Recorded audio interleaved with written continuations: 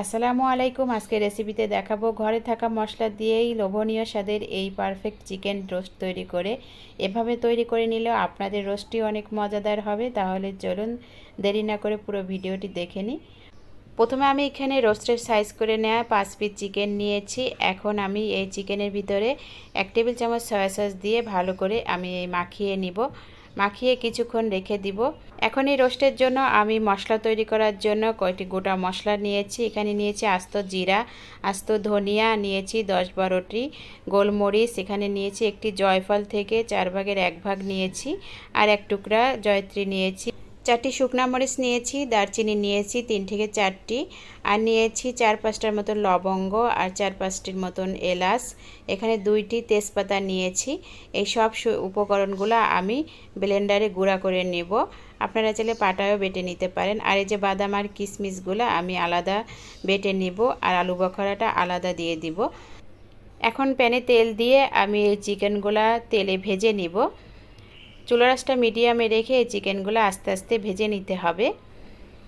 এই তো চিকেনটা এভাবে হালকা করে লাল ভেজে নামিয়ে নিতে হবে। এখন এই তেলের ভিতরে আমি দিয়ে দেব 1 কাপ পেঁয়াজ কুচি। পেঁয়াজটা আমি বেরেস্তা বানিয়ে নিব। পেঁয়াজটা যখন বেরেস্তা হয়ে যাবে তখন এর থেকে কিছুটা আমি উঠিয়ে রাখবো। এখন এই পেঁয়াজের বেরেস্তার মধ্যে আমি দিয়ে দিব 2 টেবিল চামচের মতো পেঁয়াজ বাটা। এখন পেঁয়াজের সাথে এই ভাজা পেঁয়াজটা একটু নেড়ে চেড়ে দিচ্ছি। এখন দিয়ে দিব 1 টেবিল চামচ ঘি। এখন দিয়ে দিব 1 টেবিল চামচ এই যে আদা রসুন বাটা। এখন এর ভেতরে আমি দিয়ে দিব স্বাদ মতো লবণ, আর দিয়ে দিব 1 টেবিল চামচ টমেটো সস।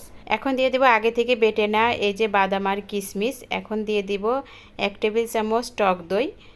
এখন আমি মশলাটা আবার কষিয়ে নিচ্ছি। এখন আমি এর ভেতরে দিয়ে দিব এই যে আগে থেকে যে রোস্টের মশলাটি গুঁড়া করে রেখেছিলাম, এটা দিয়ে দিলাম 2 টেবিল চামচ। সবটুকু দেয়া যাবে না, এর থেকে 2 টেবিল চামচের মতন আপনারা এই মশলাটা দিয়ে দিবেন। এখন আমি এই মশলাটা ভালো করে আবার কষিয়ে নিচ্ছি। এখন এর ভেতরে আমি দিয়ে দিব এই যে ভেজে নেওয়া চিকেনগুলা, দিয়ে এই মশলার সাথে আবার আমি কষিয়ে নিচ্ছি। এখন এই চিকেনের ভেতরে আমি দিয়ে দিব 1.5 কাপের মতো লিকুইড দুধ। এখন দুধটা দিয়ে ভালো করে চিকেনের সাথে নেড়ে চেড়ে এই রোস্টটি এখন আমি রান্না করে নিচ্ছি। এখন এই রোস্টের ভিতরে আমি দিয়ে দিব এই যে আলু বোখারা দিয়ে দিলাম। এখন দিয়ে দিব কিছু কাঁচামরিচ। এখন দিয়ে দিব 1 টেবিল চামচের মতন ঘি। এখানে আমার রোস্টটি রান্না করে নেওয়া হয়ে গেছে। এখন নামিয়ে নেওয়ার আগে কিছু পেঁয়াজ বেরেস্তা দিয়ে আমি নামিয়ে নিচ্ছি। এভাবে আপনারা ঘরে থাকা মশলা দিয়ে দারুণ মজার এই লোভনীয় স্বাদের রোস্টটি রান্না করে নিতে পারেন। আর এরকম গরম গরম পোলাওর সাথে আপনারা পরিবেশন করবেন, খেতে অনেক বেশি মজার হবে। আশা করি রেসিপিটি আপনাদের কাছে ভালো লেগেছে। আজকে ভিডিওটি দেখার জন্য সবাইকে অনেক ধন্যবাদ। আল্লাহ।